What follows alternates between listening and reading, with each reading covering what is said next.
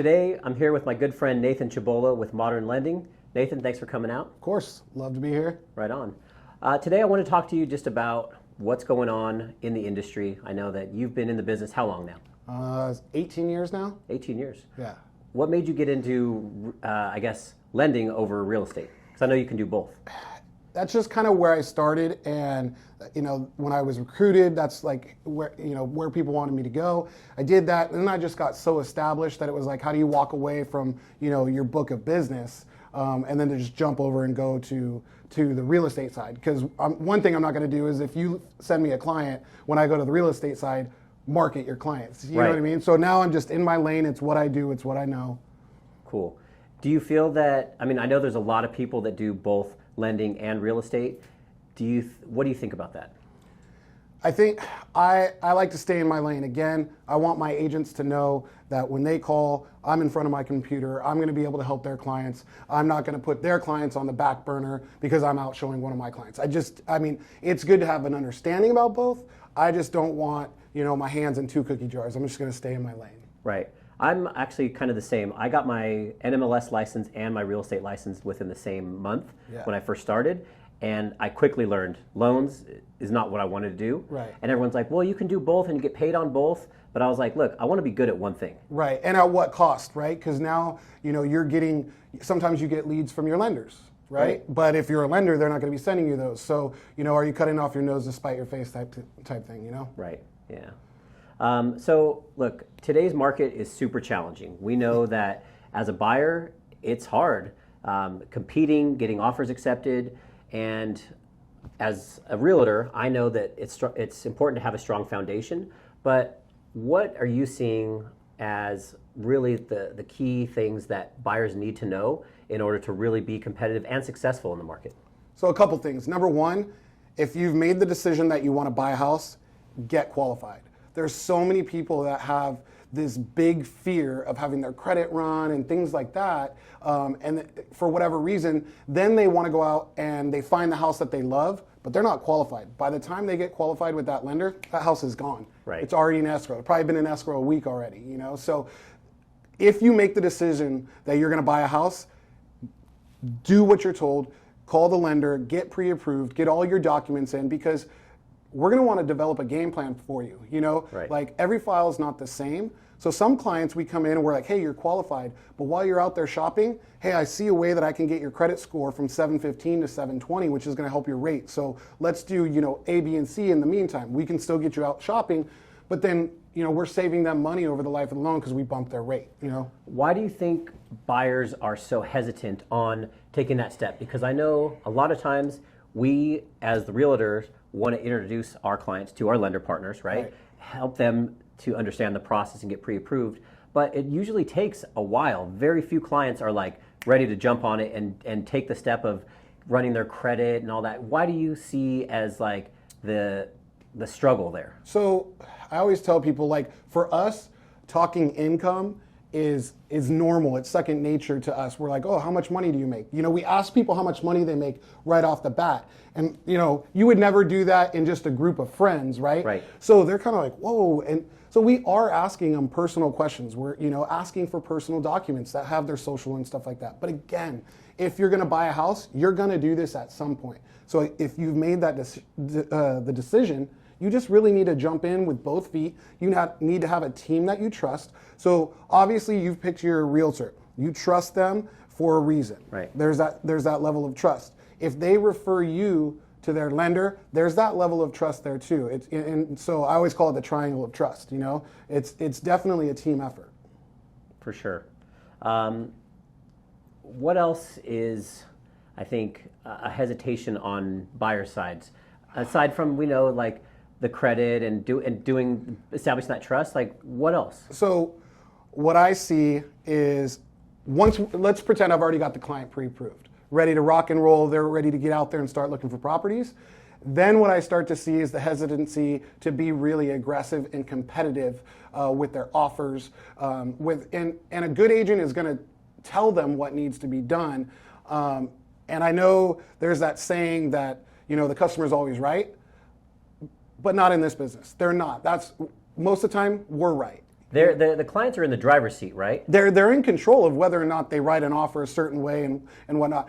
But like, we are leading them to water, but we're not going to dunk their head in. They got to drink on their own, and it's like, here it is. You're thirsty. Here's the water.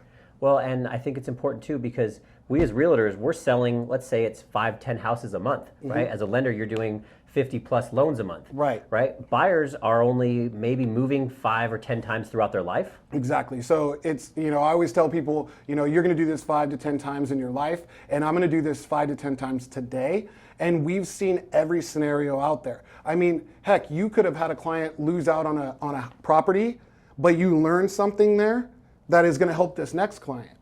So we've seen almost every scenario out there. We've seen the foreclosure market, we've seen the flip market, we've seen the high rates, the low rates, so it's just, we're developing a game plan based off our knowledge and based off, basically our schooling, Right. And I think there's a balance, because we don't want to come off as too aggressive, right? I think a lot of people think that we're salespeople, which, look, we are salespeople, but we're more advisors, because if we don't gain the trust of the clients, they're not going to buy with us. And if we don't advise them sometimes aggressively enough, they're never going to get a house. And we've seen that. So like, they're in the beginning stages, right? So they're not frustrated yet, right? So they're like, ready to go, let's do this, but they haven't written 10 offers that they lost out on. And we've seen it, just totally discourage buyers to where they just go, you know what, we're going to put this on hold. And it's like, no, you missed out on those properties because you didn't write the offer fast enough. You were thinking it over, and in this market, you can't. Buying a house should not be a rash decision or a rushed decision, but once you find a house, then we rush. For sure. If that makes sense. You shouldn't just be like, oh, we're going to go buy a house and just go do it. But again, once you go walk this house, you look at it, you like it, all that, you have hours to put in that offer. Right. And in today's market, that's how fast it is. Oh, yeah. I mean, you've obviously been doing it for 18 years. It hasn't been like that always. No. It's not always a seller's market, And I think people get discouraged by that actually too, because there's a seller's market. But guess what? All those people who kind of thought it was a seller's market last year, because that's when we really started seeing property values go up, they're just kind of like, no, I don't want to buy. I'm not paying $650 for that house. That house is worth $725 today. Right. You know what I mean? And rates were 4%, or 3.375 then, and now they're hovering close to 5. So had you bought, at $650, not only would you have, $75,000 in equity, but you'd also have a lower rate. Now you're out here shopping, and that same house that was $650 you're going to pay $725 for. At a higher interest rate. Yeah. So again, fear cripples a lot of people. Right. And the shoulda, woulda, couldas come out, One of the things that I'm seeing in today's market is a lot of buyers are coming to us as their second agent, right? They were working with someone the first time. They may have been discouraged, like you said, they weren't getting their offers accepted, and they're coming to us more prepared. Okay, hey, we know that it's a competitive market. We know what it needs to take. I'm pre-approved, or hey, do you have a lender that we can work with, because we're on board now. We want to get a house. We're sick of writing endless offers. Can you help us? I think, and it's just about doing what's right for the client, right? Sometimes when you get those clients that have, come in wounded from a different agent, you need to ask those questions like, hey, what went wrong? Why don't you want to use that agent? Why don't you want to use that lender? Because then we can remedy everything for them to make sure that they have a better experience. Find their pain points, help them understand what it's going to take, and so that we can work with them better. Right. Somebody might say, oh, I was pre-approved with the lender, and they were fine, but then we could never get a hold of them after we got pre-approved. Right. Okay. You can't just let people go out on an island by themselves because they're swimming in uncharted waters that they've never been in, so they feel like they're drowning. Totally. You got to stay with them through the entire process. Well, and today's market too, everybody wants instant communication, right? With social media, cell phones, text messages. Like, it's not hard to respond. It's definitely not, and especially, we were talking about this the other day. Our phones are basically our computers. Right. So when a client emails me and then texts me or calls me, I got all three on the same device, right? So I hate unread emails in my inbox So I'm usually responding, right away, unless, I'm in a meeting or, something like this. Right. Text messages, again, as long as it's not way late in the evening, like way after hours where I'm going to train the behavior, you're like, yeah, text me at midnight. You're responding right away. That's what our job, again, you can't leave them out there wondering if they've got this, like pressing question. Maybe they're freaking out. Call them back, solve it, Right. Put them at ease. So it's not our job. Our job is not that hard in the sense of like, we do almost the same thing on every transaction. We know what level of service people expect, so you just got to be consistent with it, I know a lot of times we're talking about the partnership between the real estate agent, the client, the lender.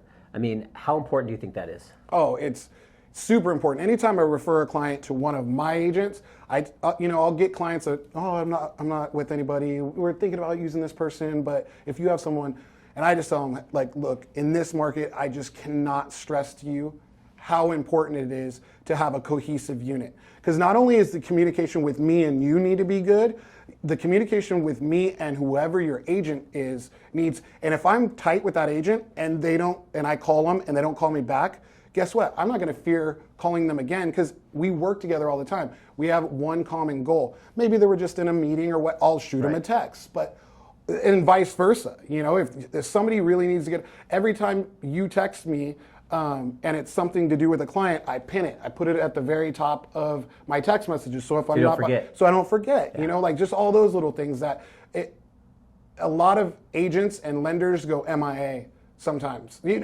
Not for a whole day. Sometimes they do, but even a half a day, not responding to an email or something like that, you leave a lot of people wondering and guessing. Like I'm working with a number of clients right now, and yesterday I took my family to Knott's Berry Farm. Right. So I let them know beforehand, hey, I'm going to be out for the day. If you need me, call me or text me. I'll try and get back to you. And I'm standing in line at. Well, you answered when I called. Yeah. I called you. Yeah. And I did the same with clients. Like most of the time they text me. Right. And I give them a response, and I can delegate what I need to get done. They just want to know that if they need me for something important, they can get me. Right. It's that level of trust, and it's one of those things I always say, trust is like, it takes a little bit of time to build that rapport. Right. So it takes time to build, but it takes seconds to break sometimes. For sure. So it's like that trust is important, and you got to be consistent throughout the transaction. You can't just, be Johnny on the spot in the very beginning when you're trying to earn their business. It's like, no, you got to keep their business. Yeah, for sure. What percentage of your business would you say is now past clients, sphere? I would say that probably 25 to 30% is past clients in sphere, people from my CrossFit gym, people that I used to work with, friends of friends, college friends referring, so yeah, it's quite a bit of that, and whether it's refis or whether it's purchases, whatever, people are just constantly referring over.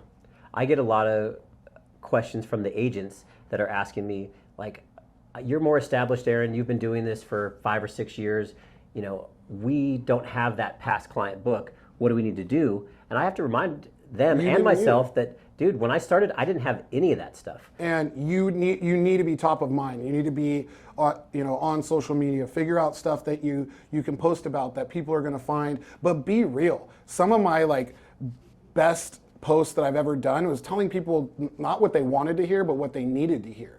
And sometimes you got to smack them in the face with it, like kind of blunt. But people relate to that because nobody wants BS all day long. Just hey, tell me what I need to do. Like I love those clients. Tell me what I need to do and I'll do it. And it's like, here we go. Let's go. Buckle up. We're gonna get this thing going. And those are the people that end up finding a place much faster because they know that we're the professional and they hired us for a reason. Right. And we're there to help them, not just guide them, but tell them what do you need to do, and they follow it. Boom, they're in a house. Like when something's wrong with my car, I'm not going to take my car in and tell the mechanic what to do. I have no idea what I'm talking about. So you know what I mean? Now, if you've bought a few houses and you kind of know how everything goes, that can be an asset for a client too, because they kind of know. It's when they've bought a few houses, in 94 and 2000, and they think the market's still the same and they're going to try to do everything the same. It's like, no, it's like sometimes especially it used to happen when I first got into this business. You know, you talk to a real estate agent and they'd be like, I've been doing this 30 years. And I'm like, I know, I can tell because you're still doing it how it was done 30 years ago. Right. It's changed. It's changed, and I can tell, you know, it's definitely an interesting market, but I think where there's a will, there's a way. So is there anything else we need to know? No, I mean, go ahead, give me a call if you want to get pre-qualified. We'd love to help you out, answer any questions that you may have. Give Aaron and his team a call for any real estate questions, but we look forward to walking you through the process. Nathan Chabolla with Modern Lending. Thanks for coming out, dude. Of course, man.